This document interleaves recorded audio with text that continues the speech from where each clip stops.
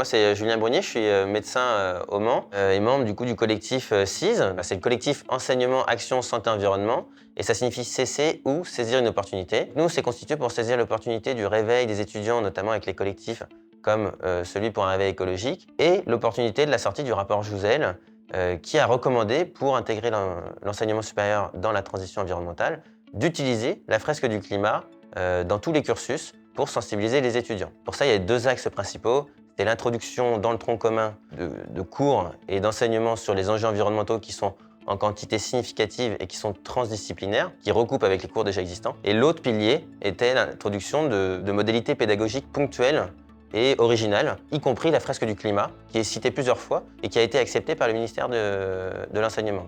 On s'est rassemblés entre collègues qui étaient intéressés par ces enjeux. On s'est rendu compte que la fresque du climat avait déjà été déployée dans certaines facultés de santé, médecine ou pharmacie, et on a pris contact avec les scolarités, les doyennés, pour proposer la fresque du climat sous la modalité de la rentrée du climat, donc pour faire tous les étudiants d'une même promotion en même temps, aux facultés de médecine, de pharmacie et aux IFSI. Donc c'est très intéressant, ça va permettre d'étudier différentes modalités de déploiement, que ce soit ponctuel, que ce soit sur plusieurs jours, plusieurs semaines, en obligatoire, en facultatif, en intégrant l'équipe pédagogique ou non. Et donc ça va être très intéressant à étudier, sachant qu'à chaque fois on réalise des questionnaires avant-après pour avoir une étude et des données qui permettront de mieux communiquer avec une méthodologie scientifique.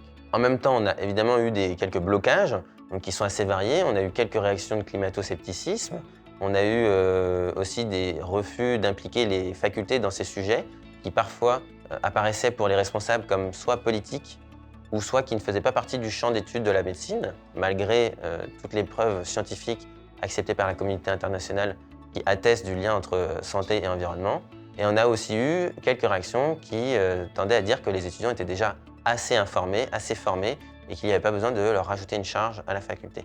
Malgré les sondages et les études qui attestent que les étudiants, notamment en santé, sont entre 2/3 et 3/4 à demander plus de formation parce qu'ils ne se sentent pas assez en capacité sur ces enjeux. Heureusement, ces blocages étaient minoritaires et globalement, les facultés, les scolarités étaient plutôt en demande de ressources.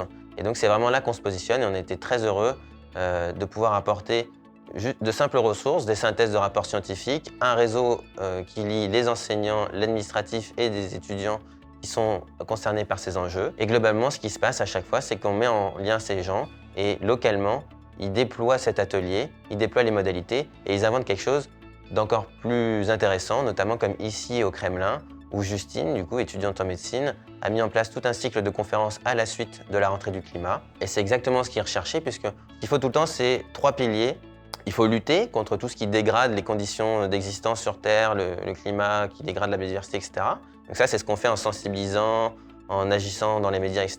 Il faut créer, donc là, il faut chercher des solutions, inventer. C'est aussi ce qu'on fera cet après-midi avec les débriefs, avec certaines conférences à la fin. Et il faut aussi régénérer. Et ça, c'est un pilier qu'on oublie souvent et que Justine n'a pas du tout oublié puisqu'elle a invité des experts de l'éco-anxiété pour une conférence.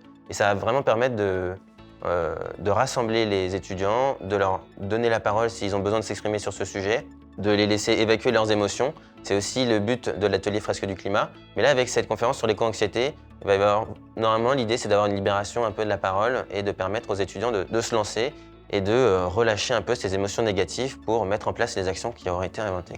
Donc, merci beaucoup encore une fois et bon atelier.